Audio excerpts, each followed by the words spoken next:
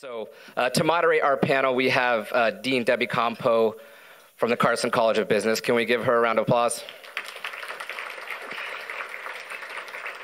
All right, well, good afternoon. As Tony said, my name is Debbie Compeau. I have the honor to serve as the interim dean of the Carson College of Business since last July, and I'm having a whale of a time, and of course the advent of generative AI and its potential impact on my business, the business of education, has been a source of fascination to me. By background, I am an information systems academic, and so I kind of come by this interest honestly, and it does give me a chance to nerd out a little bit. I've been around this industry long enough to remember when AI seemed like a pipe dream. I first started teaching information systems in higher ed in the early 1990s. And I remember at the time, the kinds of things we talked about in terms of AI and where it would go and why it was completely impractical was around natural language processing. Things like language translation and things like speech recognition. And I remember in the world of language translation, what we used to do is you would translate a phrase using an online translator, and then you would back translate it. And if the translation is good, then the back translation should give you the same output as what you put in. And so the experiments were being done with a Russian language translator. And here were some of the outputs from a Russian language translator. The phrase heavy-duty truck, when translated into Russian and then back into English, became a vehicle with a grave responsibility. My personal favorite was when you take a phrase, and these of course are often problematic even today, the spirit is willing, but the flesh is weak. Translated into Russian and back, the vodka is strong, but the meat is rotten. That was the state of translation in the early 1990s. Some of you will remember experimenting with Dragon Naturally Speaking in even the mid to late 1990s, and I'm a pretty good typist, and I wouldn't go near Dragon Naturally Speaking for voice dictation because it was awful. You had to train it to your own voice. And so today I marvel at the ease with which my browser translates comments from any language, and it's nowhere near perfect yet. We can be honest about that. It's not perfect. It will still make some of the kinds of mistakes that I talk about here, but it's close enough to get a sense of the context and the meaning in 95% of the cases. I marvel now at the ease with which my cell phone recognizes my text. I walk up and down the halls dictating emails all day long, and it lets me get some of that low-level stuff out really quickly. That is stuff that was unheard of when I started in my career. Now, when I was first introduced to ChatGPT, it was in the context of higher education. And I was sitting upstairs in my house one evening watching television and relaxing, and my husband, Joe, who is also an information systems professor, calls me from the basement and he says, "Deb, can you come here?" And it's in that voice. And you can imagine that that voice means something really bad is about to happen.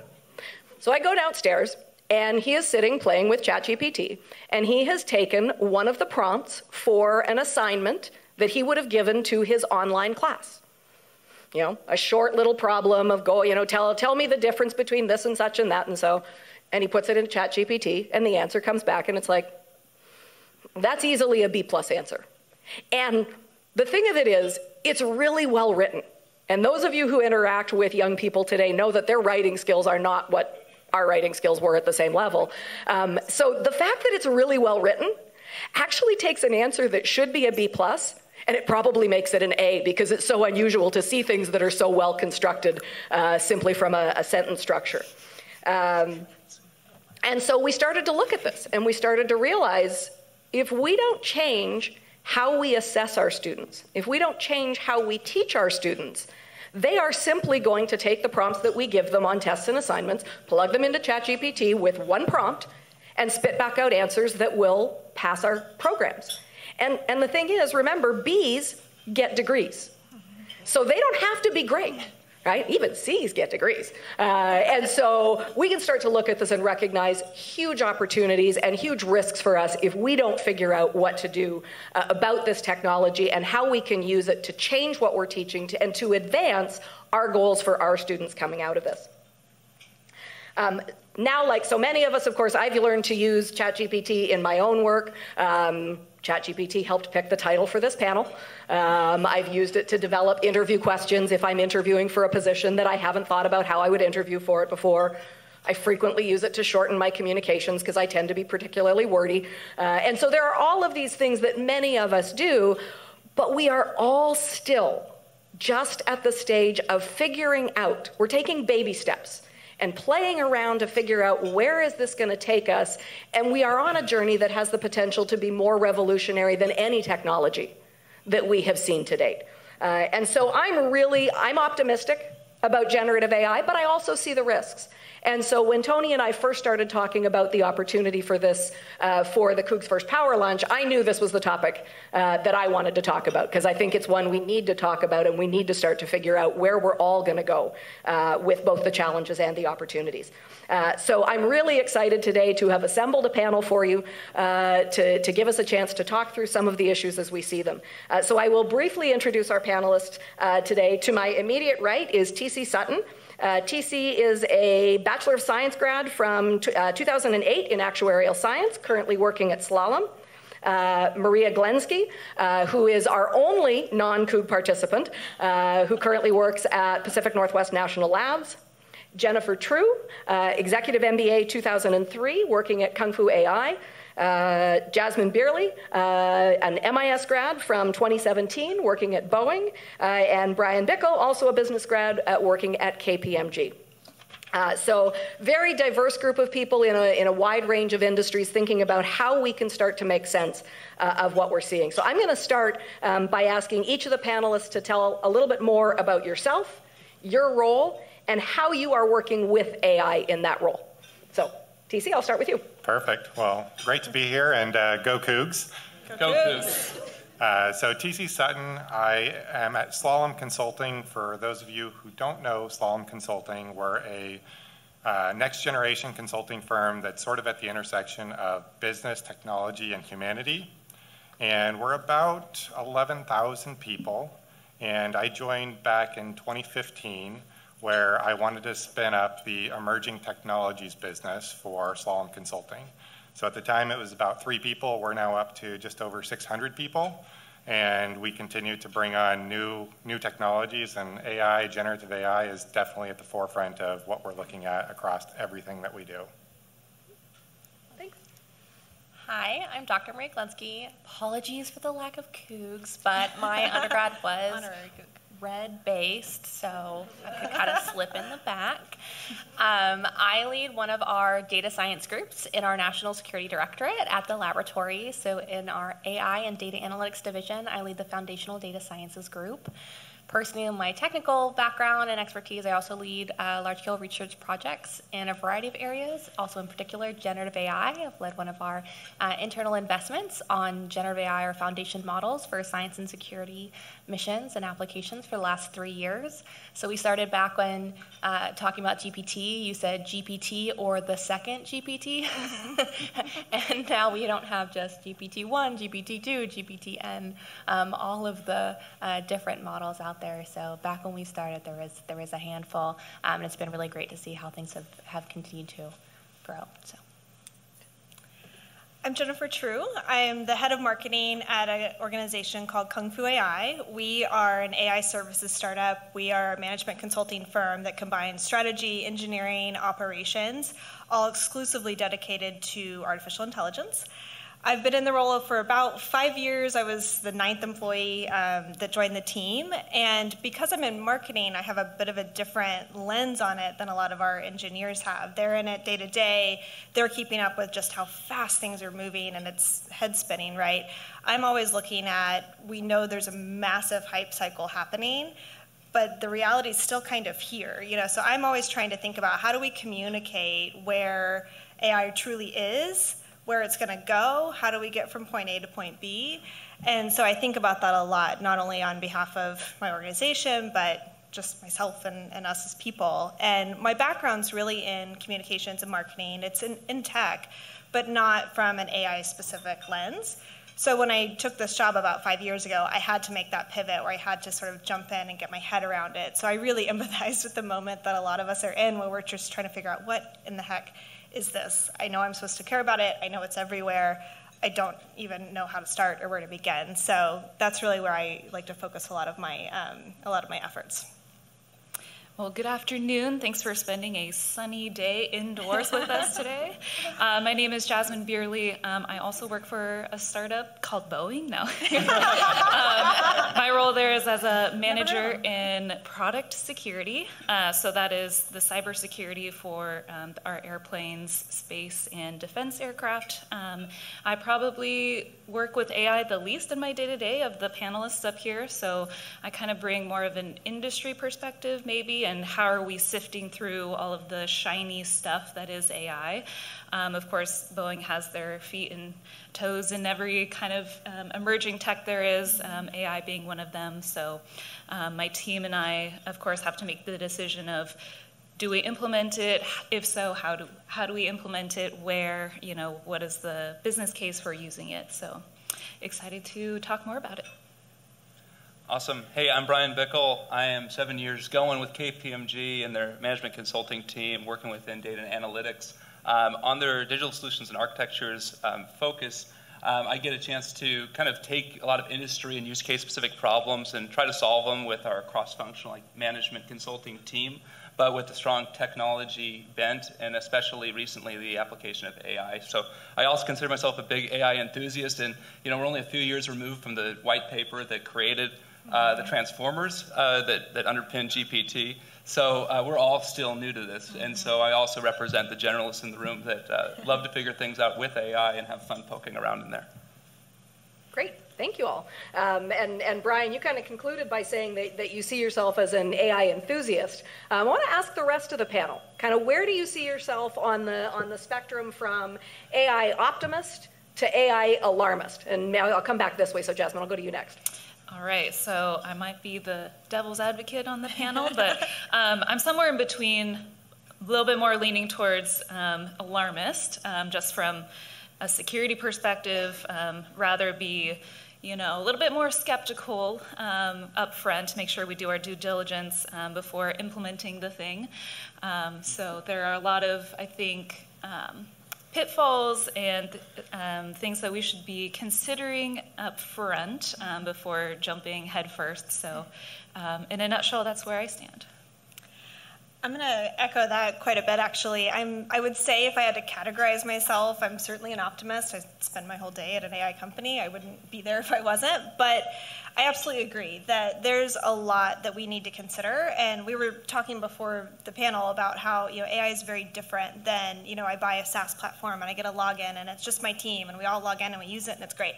AI really works across organizations, across societies, across democracies. It really unites a lot of things. And so because of that, there's a lot that needs to be considered. There's a lot that can go awry.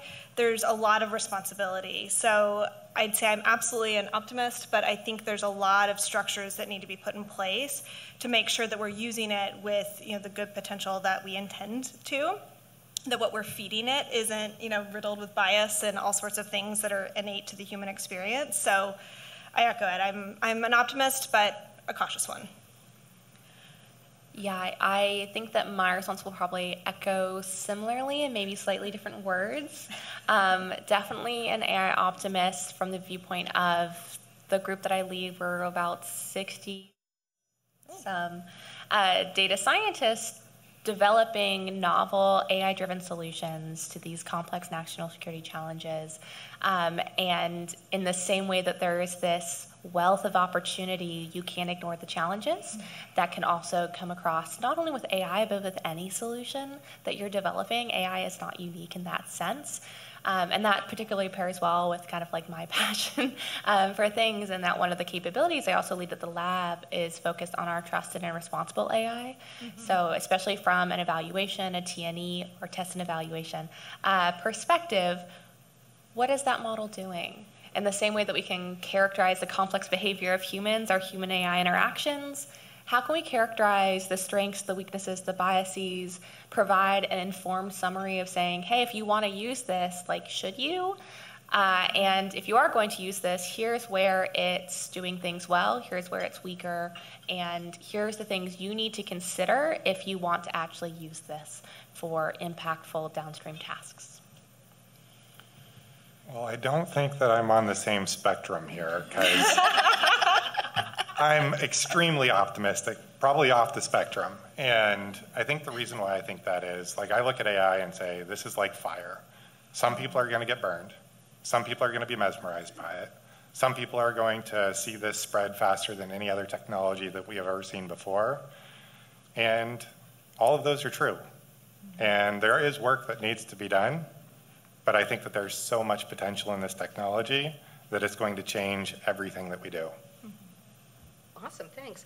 Let's dig into this just a little bit more, maybe with some specifics. So can I first ask about can you give some examples or some cases of where you see AI significantly improving efficiency or profitability in one of your organizations or the organizations you work with? And I'll open that up to anybody. I'm happy to go first. Okay. So again, we work in management consulting, and one of the projects that we've done, we custom create models for clients, but we have a client that is focused on radiology and specifically mammography. And what we were able to do is we created a model where we were able to detect the prevalence of breast cancer up to 4 years before the human eye could.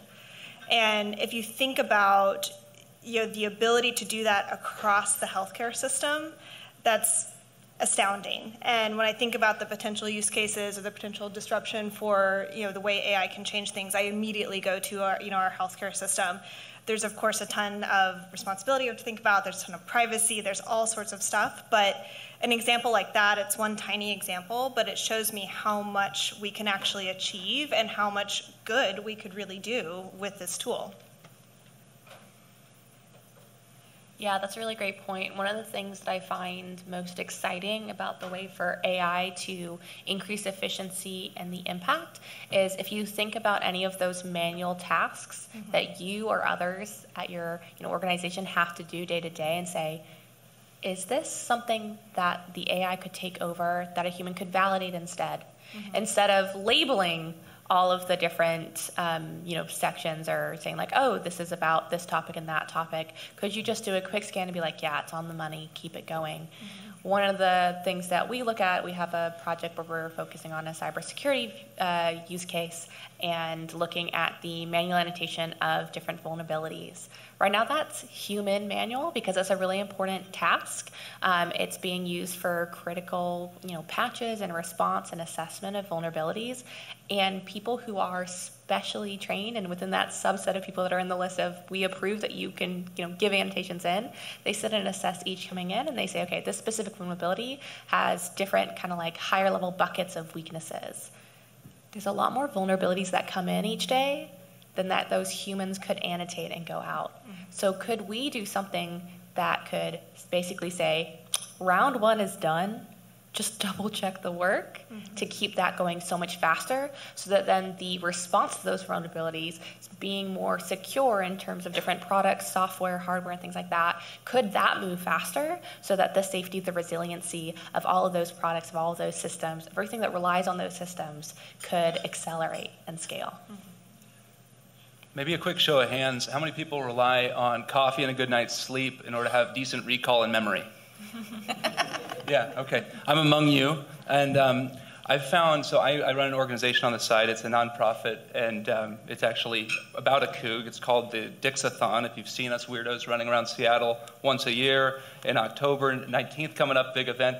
I'd love to see you there. But in running this organization, it's a lean group of like 30 people. And I don't have time to get agendas prepped on top of my day job to track agenda items. I don't have time to put out minutes and things like that. I do have the access now to something like ChatGPT, which has a much larger context window than I do. I can dump a bunch of things. As of the last development day for OpenAI, Sam Altman released the custom GPT function where you can program using just human English in a matter of minutes and load some files into this widget. And then, bam, it knows everything about your organization. And now I can ask it questions to build things. And I use that to seed my steerco meetings, build business development presentations, develop songs, images, all contextualized around my organization. It saves me time and labor. It's fantastic. And then I was invited to provide a more human example for folks of the way I used that recently. Because sometimes it can be really complicated to think about applications at the enterprise level, but maybe you can think small about yourself and your life. This last week, I was parking in Seattle, and I got a parking ticket, and I was furious because I had just made 2 payments on the Pay by Phone app, and I was right in line. I had made sure that the time was right. I sent a protest to the parking company, and I got a note back that that I was denied, that they were going to still charge me. So really quickly, I took screenshots of that email thread and those pay-by-phone ticket stubs and the receipts. And I just asked GPT, by adding in those images, to craft a really powerful, litigious-sounding email that was structured in pyramid-style communication, where every argument was supported by several sub-arguments, and evidence was linked throughout in the style of Chris Voss, who's this famous negotiator. And that started with the bottom line up front and ended with them being scared and not wanting to deal with me anymore. And then I was able to punch that in a matter of seconds, not hours. And by the way, most of these instructions were by voice, using their voice-to-text function. I was able to have this beautiful email. I only minorly tweaked. It cited the RCW and federal law. And within an hour, I had a response, and it was, "You're good." So I'm telling you, this thing can really change your life personally, practically. Think small. Mm-hmm. Yeah. That reminds me of one of my favorite examples that I've used in a couple of presentations now, of the need to still validate, especially at this point. I don't know if anyone's seen the news coverage of the lawyer who got into some sticky positions by having ChatGPT write their response for them, similar to that, citing different references, except for all of his references did not exist. Yep. He tried to fact check it, but he asked the algorithm, it said, "Are all of these references real?" That AI said, "Sure is." I am 100% confident that those are all real court cases. Yeah. Real references. You are good to go. And that's a danger with a lot of these AI models, is that they're trained to give you an answer. Mm-hmm. It's not like a human, where a human's going to be like, I don't know. Yeah. I would love to get back to you on that. The AI model go, well, you know what? I'm going to give you an answer. Here is the answer. Mm-hmm. And it's going to sound beautiful. It's going to sound fluent. It's going to sound impressive. And depending on what that impact is, if someone comes back and they're like, this is not real. Why were you giving me false information?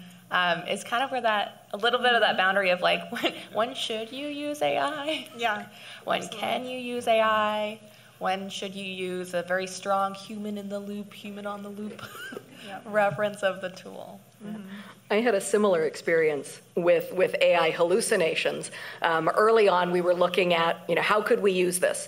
And one of the things that we do in the Carson College of Business in our teaching is we want our students actively engaged in the learning process. And one of the best ways to do that is using case studies. Stories that are written about businesses that put the student in the role of a decision maker. And I was talking to a colleague who was asking me, how do you find good case material? And I've taught with cases for more than 20 years, so I just have good case material. And if I need more, I go and ask one of my friends who's taught with cases for 20 years. And so I don't have a good process to tell somebody who's new how to do it. So I thought, well, let's ask ChatGPT. So we were testing it out. So we bring it up, and I said, can you find me 10 Harvard cases that you would use to teach the concept of organizational justice, which was this colleague's area of research? And it gave us 10 cases. And then I went to the Harvard catalog thinking, okay, I want to fact check it. But what I was fact checking is, would I use this case study to teach organizational justice? Or would it really be a case to teach something else that has a small component of it? But the first one I went to look for didn't exist at all in the Harvard catalog, nor did the second or the third, or in fact any of them. It had made them up. What was fascinating to me, though, as I looked at it, is I started to go, well, how on earth would it make this up and think that Harvard had written a case on such and such organization around this? So I Googled it. And there were a ton of news stories. So what it actually gave me was case studies about organizational justice that Harvard should have written, Which is another interesting thing to see as you start to see some of these hallucinations. Is there perhaps something in there that we can learn from that isn't what we thought it was, but is also something that we can learn a lot about? Mm-hmm. Yeah, absolutely. Let's flip the script a little bit and let's talk about examples of some more of the pitfalls. And maybe I want to focus here especially on small business. So what do you see as the real challenges and pitfalls for small businesses as we start to navigate this AI revolution? Not that I have direct experience, but what I see as one of the really large pitfalls is that there's a lot of easy access to integrate these types of tools. There's a lot of people saying, hey, here's a way to easily have a chatbot on your site. Here's a way for them to answer questions about your business. But once you do that, if they're wrong, who's responsible? If it says, yeah, you qualify for a 99% discount coupon, here's the coupon code, and then they try to use it, and they say, well, your employee, like your representative, told me this is a coupon code. It worked. Is that false advertising that's get you into hot water? There's a case where there was an airline, I'm blanking now on the name, but it's probably one of the big ones, where they had an interactive chatbot on their website. And someone was messaging them saying, hey, I'm flying for a funeral, like it's last minute, are there any resources for the expense? The chatbot quickly references the fact that there's a policy, but it gave them the wrong information about how to use it and what it meant. So it promised a much higher discount or refund or reimbursement than actually is supported by the policy. And it told them, yep, just book whatever you want, any seat, any plane, any flight, and just contact them after the fact, and then you'll get reimbursed for a good portion of it. Now that policy actually requires that you reach out in advance and work with them to do so. And so by waiting until after they'd completed what they were doing to reach out, and they said, hey, I'm following the instructions that your website gave me.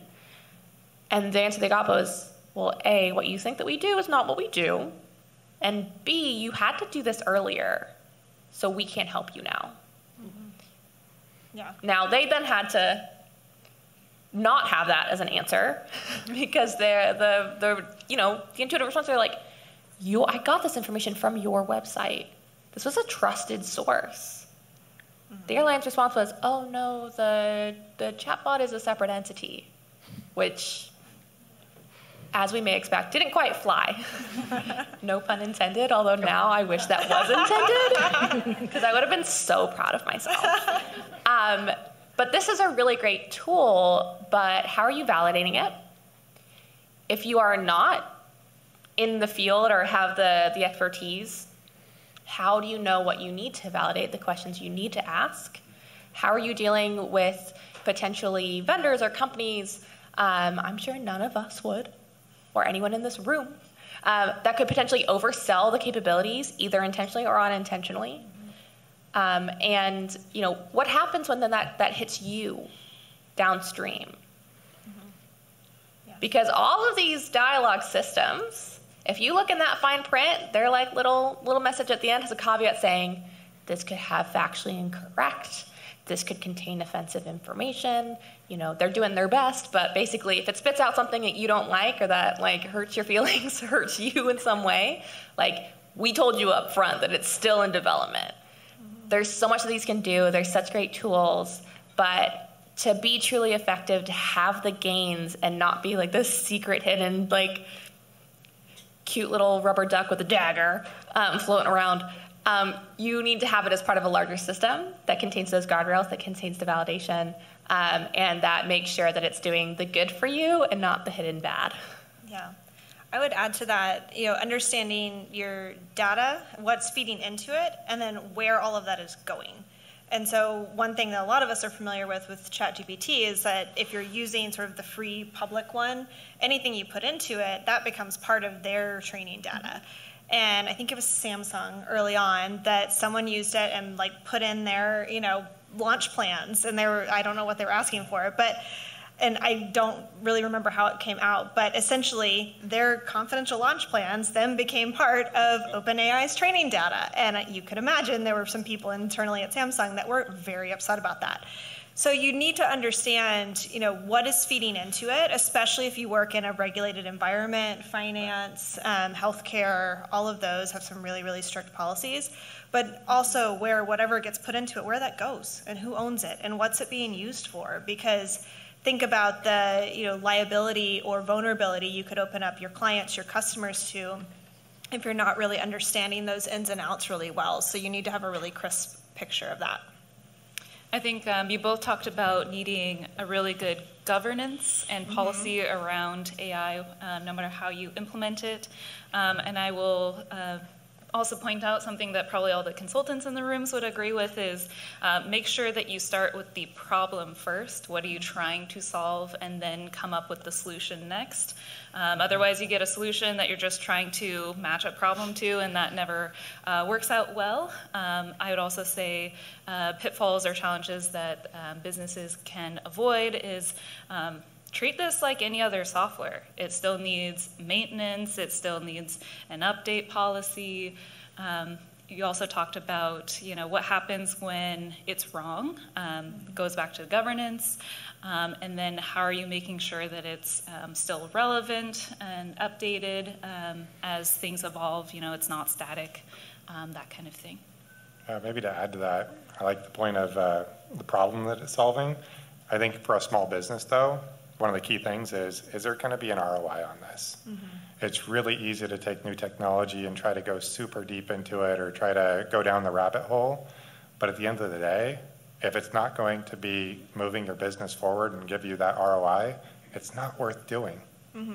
Yeah, it's a great point. We find that small businesses have a hard time with that because a lot of times what AI can output also isn't measured in a traditionally kind of metric-oriented way. The measurement might need to be different, or it might need to include a piece from this department and a piece from this department, and so I have to think about measurement in a totally different way.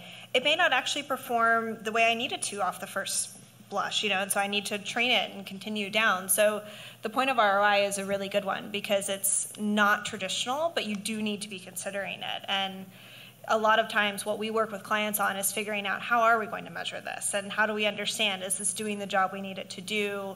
How do we sort of move the needle along if it's not? It's a really good point because small businesses, they don't have the runway and the budgets to be investing in something that's not delivering value. One thing, though, I would add is that I think Salesforce did a survey this last year, and it was something like 35–40% of employees are using it anyway, behind your back. So if this is reality, then maybe there's an opportunity to create private sandboxes for your LLMs that are controlled for things like PII or security or other things that can keep the data within your own environment. Something to think about. That juice might be worth the squeeze. Yeah. LLM is large language model. Sorry. Also, ChatGPT is one of those. Yeah, and we've been saying AI, but generative AI is what's behind all these ChatGPTs, the promptable large language models, the foundation models, and they're on the point of ROI. There are other AI machine learning approaches where a lot of these can be really compute heavy. Now we're getting better in terms of investigating different knobs that we can turn for reduced compute, but there's still compute needed. And a lot of times that's GPU compute. And so if you don't have that on hand, you're going through a cloud-based service, and then it's query, and you've got the privacy concerns. And if there's an approach where you're like, man, I really wish that I could have a generative AI, support here, maybe there's a more traditional or discriminative AI method that can support that at lower cost, higher ROI. To the point of some of the things that we've been talking about, this is also not just the attention kind of at the everybody's agreeing that it's something to be concerned about. A lot of these topics are bullet points or commented or referenced to within the executive order on AI, where there's a great focus from the federal government and through different agencies, including DOE, who are doing great things and it's being really awesome, to be able to tackle some of these things so that within the larger use, within the societal use of AI, the impacts there, that there's more that you can kind of turn to so that you don't have to solve that problem yourself, that every small business doesn't have to figure out the answer to all these questions, but should be thinking about them, so that if you're not getting those answers from someone else, that you can say, hey, why are you forgetting these really important factors or things to consider? All right, at this point, I want to open it up for questions from the audience, and Angie is wandering around with a microphone. So if you have questions, let's hear what's on your mind. All right, Tom. Is it on? Yeah. So not so much a question, but just the downfalls of AI, even currently. This is an article from 3 weeks ago, about 4 weeks ago. And I think most of the people in this room know who Klay Thompson is, and most of the people might know what the term throwing up a brick is in basketball. That means you missed the shot, if you didn't know. But anyway, about a month ago, Klay Thompson did not have a good night with the Golden State Warriors playing the Sacramento Kings. He went 0 for 10, which is rare for him. He threw up a lot of bricks. So Twitter's X's new AI-powered trending tab thinks Klay Thompson is being accused of vandalizing houses with bricks. Nice. Again, we're back to the vehicle with the heavy responsibility. Yeah, Exactly. absolutely. Yeah. And I've got one more real quick story. My second career was in teaching, and I keep my phone on silent in my shirt pocket. And I was talking about the directionality of a vector to my students one day in physics class, and all of a sudden Siri comes out of my pocket playing One Direction songs. Shut this off. So Yep. Things still happen anyway. I mean, to that point about the vandalization, like entertainment value, I mean, that's pretty good, Yeah. though, right? There's some entertaining stuff. Katy Perry's mom got tricked at the Met Gala because there was an image that she was there. But on a more serious note, we are in an election year, and we can imagine what happens when you pour that on an already very charged and divisive election cycle. I wish I had the magic wand to fix that. I don't. The cat's out of the bag on that one. But, I mean, it is a really good reminder to be really mindful of what you consume and what you believe, and really be a conscientious consumer of news and entertainment now, because it can come from anywhere. Yeah. I remember a couple of years ago hearing somebody talking about, and a couple of you have talked about the potential for bias. If the data on which your decisions are being made are biased, then your decisions will be biased. They referred to AI as money laundering for bias. And I think there's a lot to that as we think about it, because we see answers that come from our computing as unbiased, as objective. It's a computer. It doesn't have bias, but it's not the computer that's providing the answer. It's software that was constructed by humans using data that was developed by humans. And so we do need that mindfulness and I think, Maria, you talked a lot about kind of the human in the loop. And is this a human AI function? Is this an AI human function? What is the role? And I don't think we can ever lose sight of the fact that we need both. And I think that it's really critical here to get to that point, to your point, to other points. AI literacy should no longer be an opt-in option. With the decrease in the barrier to entry for any of these tools, with the low barrier to entry for the ability to spread information, content that you're generating wide and far without restrictions of going through validation process, verification processes. It's not like, back in the day where it's like, oh, well, I mean, if you have to get on the newspaper, you have to go through the editors, you have to go through the steps, you have to be like showing up and tell them why you want to be on their newspaper. You don't have to go through any validations of what are your intentions? Where did you get your information? Did you check it? Are we standing on our reputation that if something is incorrect printed in our newspaper, it's going to come back to us? There are a slew of different opportunities to share information. This is good.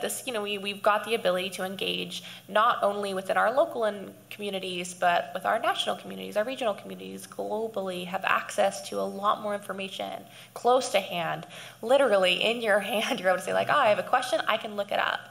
But there's also the need for that critical thinking, the examination, the AI literacy, understanding kind of what are the bounds, what is possible, knowing when to ask the question of, should I investigate this further? Is this something purely for my entertainment purposes? Or is this something that I'm going to make a claim or make an opinion, change my behavior based off of? And how are we verifying, correctness, true understanding of the context in which it was created or presented, as well as understanding, what are the limitations of AI, what are the opportunities of AI, and how could something be explained by a combination of human and technology. Mm-hmm. Mm-hmm.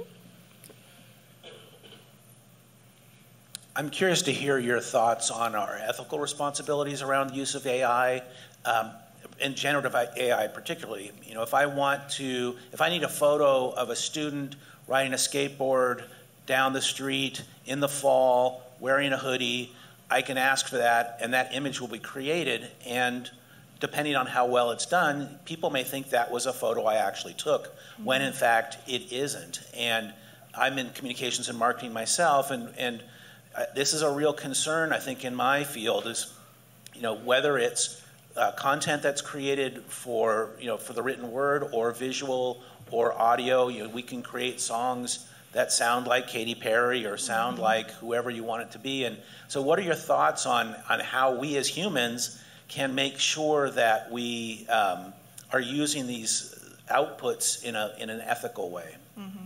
On that broader question on the regulations, I think following the case law, if you're in a position to generate content, is really important, because it's not settled yet on most of these things. So we can speculate, but there's a lot that's still emerging. Yeah.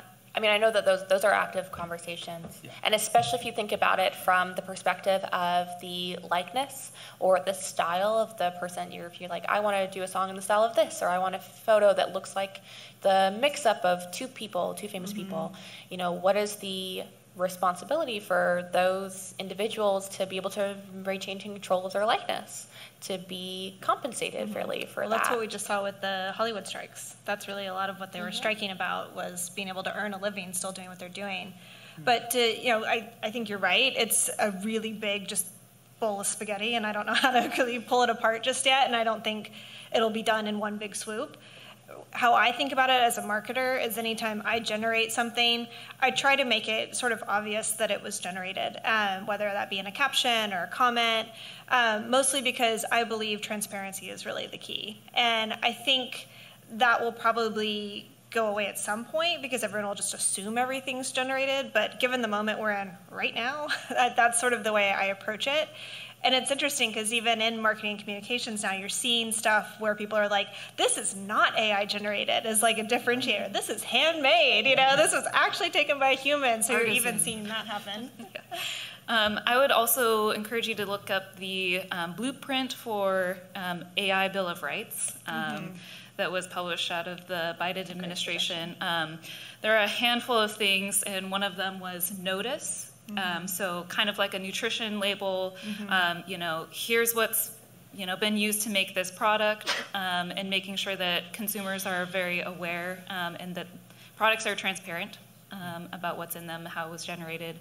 But also privacy is a huge consideration. I think that that's beyond even just an AI topic. It's how are companies using the information and data on the internet? How are we, making sure that the data that is yours is used for the intended purposes of what you think it's being used for, and that kind of stuff. So definitely check it out. I think it's a step in the right direction. I think that it will be an evolving conversation. You've probably seen online little video clips of what was generated by Sora, which was OpenAI's new video generation app. It's kind of shocking that Google hasn't sued them yet, because, in my opinion, there's no way they had access to a corpus of videos that's not YouTube. So my guess is that they scraped from that. So then, the question around how'd that happen? And then I think there's another conversation that's been emerging with news sources of, is there a burden now on technology companies to say what all the sources were individually of the training data? That would be a huge headwind for innovation, but it might be something that is getting explored. So on that note, a lot of these large-scale data sets that were used, at least initially, now everyone's the secret sauce is in your data, in a sense. But they do that. So some of these open source data sets that are used within the research community have that level of provenance at every individual record.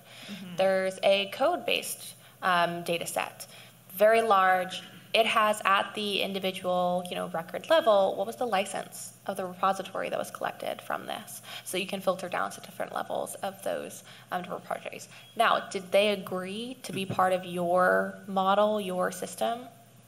No, unless you're going out and asking them. Yeah. But are you checking the licenses, their terms of use?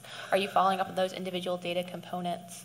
On the talk about videos, there is an open sourced or research data set with YouTube videos. These are areas of domain that have been lively and really engaged within the research community, and now you're looking at, okay, well, at what point does that research product turn into a commodity?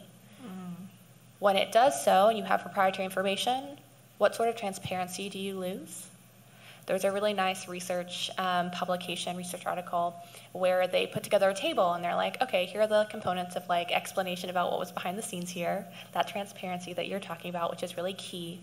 And then for all of these different models, for all of these different publications, even within the research domain, how many actually covered all their bases? Not a lot. You look at it and you're like, oh, that's a lot of not green. Yeah, only a couple of those squares are green. And so understanding, okay, well, how do we set the standard then for what you need to disclose, to the level of transparency that's needed? Yeah.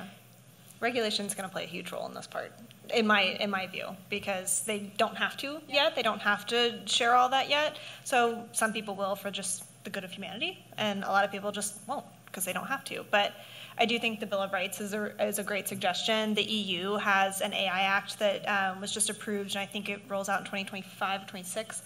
That's really interesting to look at if you think about where we could go from a regulation standpoint. But I mean, really for me, this is all a big reminder that we are just at day zero of this. There is so much to uncover. There's so much to learn. There's so much that's going to change. So at times it can feel really overwhelming, because there are so many applications and potentials and considerations, but also there's so much to learn. And so, to give a little bit of optimism to it, I would say, stay really curious and start to, learn it and just break off a little piece of it and learn that, and then, keep going, because no one knows every single answer. No one knows, truly, no one knows where it's going. Even the people that are hands-on keyboard building it, we don't know where it's going. But that's a double-edged sword. That's really exciting. There's some, fear there, but just stay curious, stay open, start to learn, start to dig in. And we've been dealing with a lot of abstractions conceptually for the last 5 minutes, Yeah. but for something that you could do today if you're a small business owner or a student or someone who's just interested, is we were talking about your ability to get good information back from the systems that you're using for chatbots. If you were to just plug into a chatbot, break down in bullet points how I can become a prompt engineer. That's a new emergent field that basically, it's not really field so much as a subject. It'll teach you the syntax or how you would put together your request in a way that would give you the best results possible at this point in time. So I'd recommend everyone learn how to do that. That would be something you could do today. Yeah. So, all right. Yeah, over here.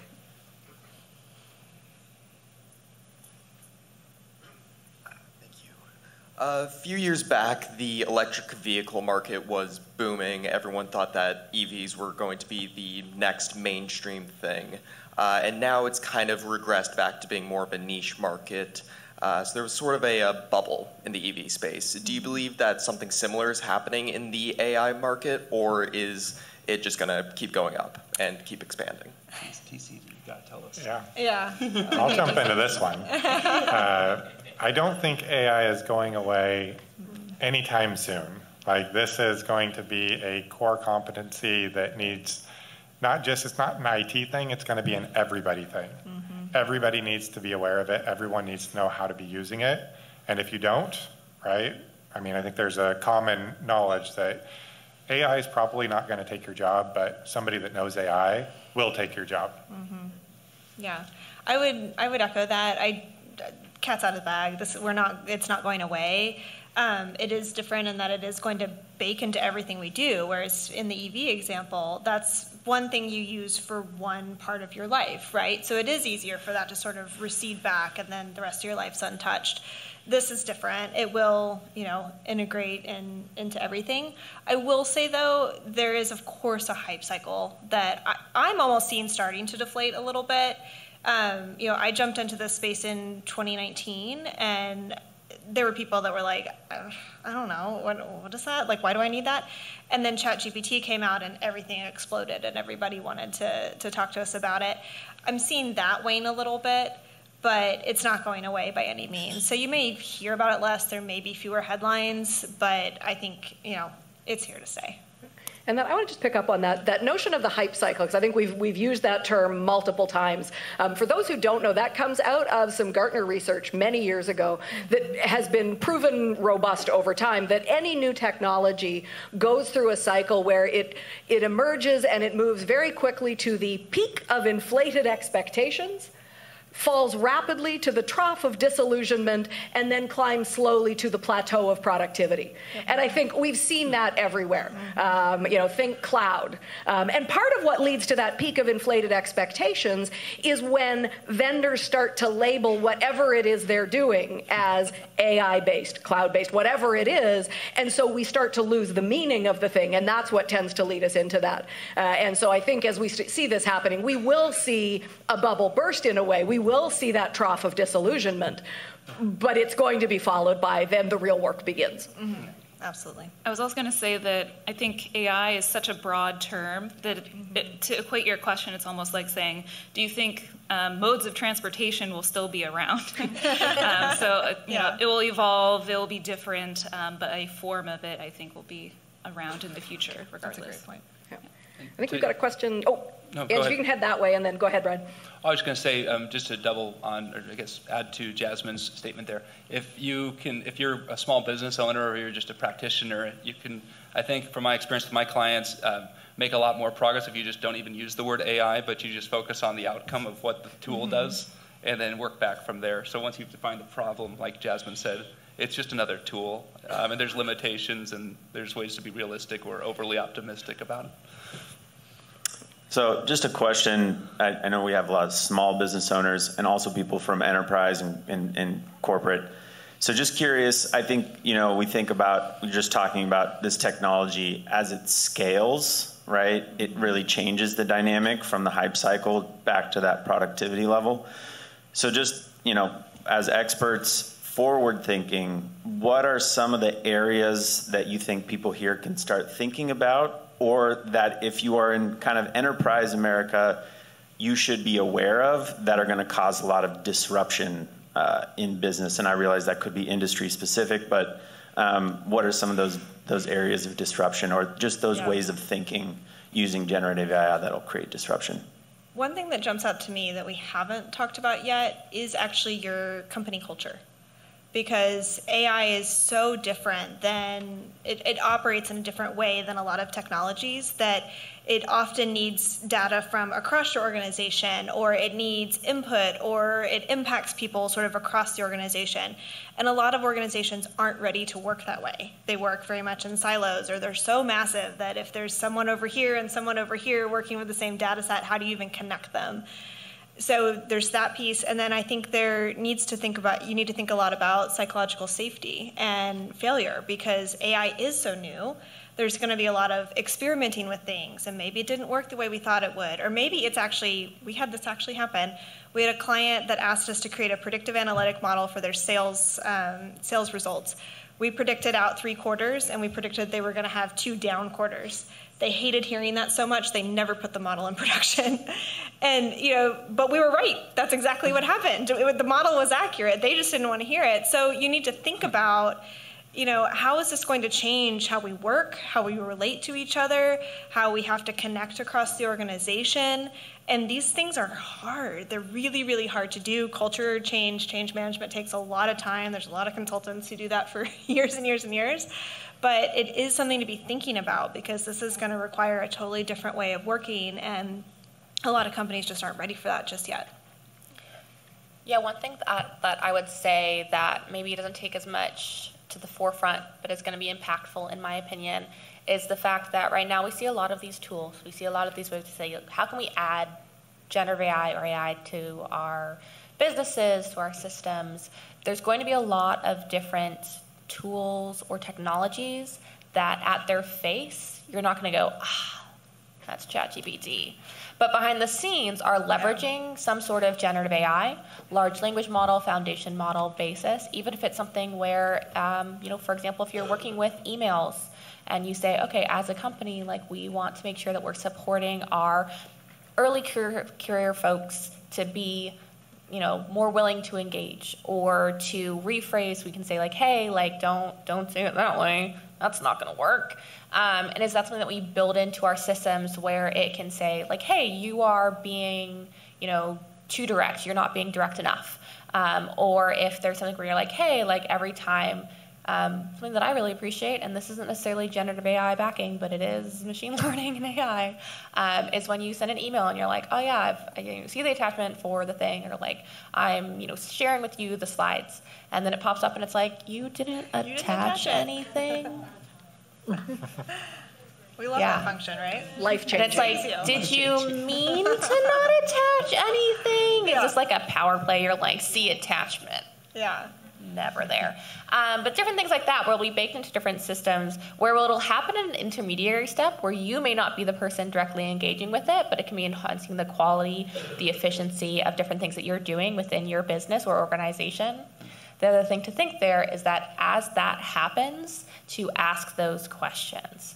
If someone is selling you a product that says it'll help you do X better, well, how is it doing that? Mm-hmm. Is it doing it in a way that could negatively impact you as an impacted user, or a user who's not opting in or selecting those different systems and technologies? Is it auditable?